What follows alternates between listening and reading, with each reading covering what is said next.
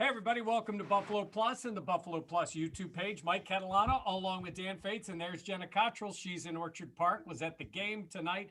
Jenna, 10-3 for this team. Tell us your overall impressions after what was a rough start for this game for the Bills. Well, I'll give you my immediate impression, and that is the buses leaving here as not some happy Steelers players after today's game. Look, this game we were expecting a shootout.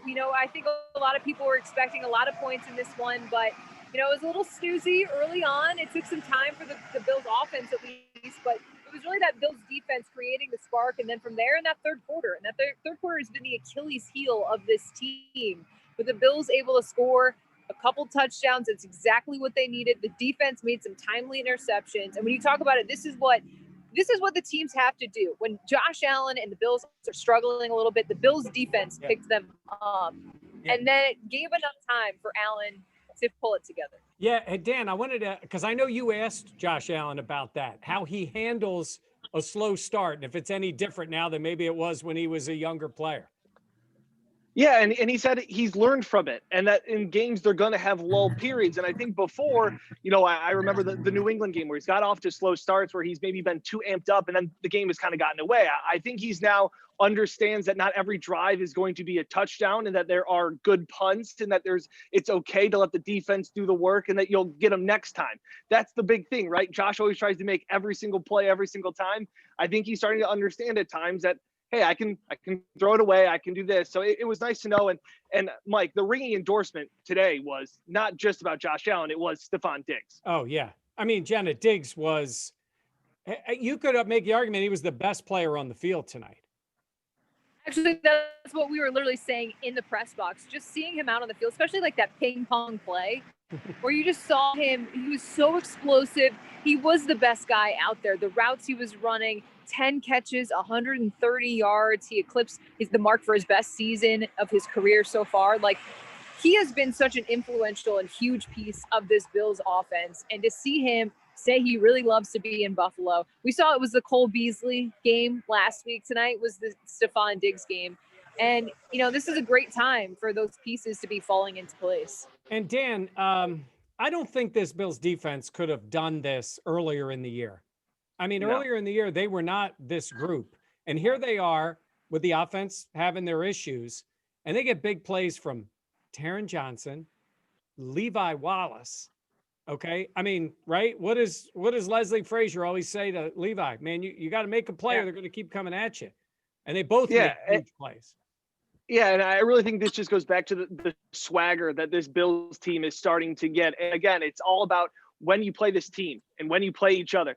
If they would have played the Steelers team earlier in the season, the Steelers probably would have won. The defense wasn't up to the speed, but to get the Steelers on this night where the defense is coming to their own, whether I know the Steelers don't run the ball really well, but the Bills are now starting to learn how to stop the run. They're doing better and better at that. So this is a team now that is got to be scaring a lot of teams in the rest of the AFC because they can score. They have another so-so offensive game. They pretty much score 3 points in the first half offensively, but still come away with 27 overall. And now the defense is starting to get better and better. So this is, guys, this is real. This is real. Well, you know what else? What is real too is I was talking to Jerry Hughes and I said, Jerry, you've been around long enough where this wasn't the way it went. And he started laughing. He goes, yeah, Lee Smith's been around like me. And sometimes we look at each other and the offense is starting to put the game away and we're going, yeah, this is really going to happen, isn't it? Because it didn't used to be the case, but back-to-back 10-win seasons. Yeah. The playoffs are not 100% official. They could be by, Monday night, but it would be the playoffs 3 out of 4 years. I mean, this is who the Bills are now. They're a good team. Yeah. It's crazy too, because now with these primetime games. Yeah. No, now with these primetime games, like I'm having friends and family text me about like, the Bills are pretty good. And it's just interesting to watch how that dynamic has changed because before it was always, oh, you cover the Bills. That's funny. Wait a minute, Jenna. I was going to say, Jenna, do they ever say, did you see the game the Bills won? Because even I get that sometimes. I'm like, Yeah. Oh, I yeah. saw the game. And like That's a your case, classic like from my tonight, mom. yeah, you're there at the game. Yes, I saw that they won. Go ahead, Dan. What were you gonna say? Well, we asked a lot of the players after the game what the locker room was like.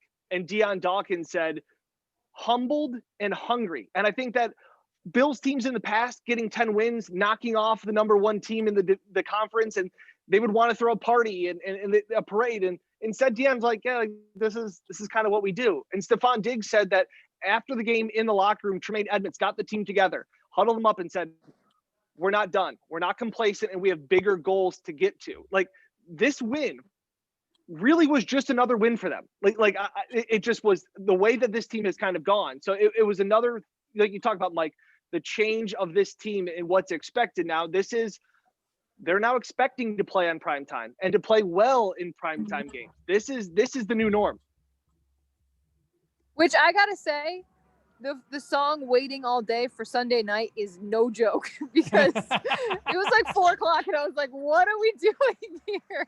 I'm ready for the game to be over." So that is something that I know I'm getting used to, but I know Bills fans are certainly getting used to as well. You do know that's more about anticipation, right? Than like, why are we waiting all day Yeah, no, for Sunday night? it's not anticipation. Yes. It's like, Jenna Underwood not singing that song. as long as it's not Barry Manilow. Yeah, well, that's we've heard that before too. All right, big win for the Bills. We've got plenty of content, interviews with the top people, including Josh Allen. You'll hear from Sean McDermott. All of that on Buffalo Plus and the Buffalo Plus YouTube page. Continued coverage all week, and they come back with not a night game, but another nationally televised game in Denver on Saturday. That's going to be after these big wins, it's going to be a quick one coming back on Saturday. But this team, as Dan said, seems to be able to compartmentalize. We won, good win. Let's move on to the next one. So we'll see next week. Maybe they can get to 11. And we'll see Monday night if they officially clinch the playoffs. For Dan Fates and Jenna Cottrell, with a long Monday night, there she goes. I'm Mike Catalano. Thanks for watching. Here on Buffalo Plus and the Buffalo Plus YouTube page.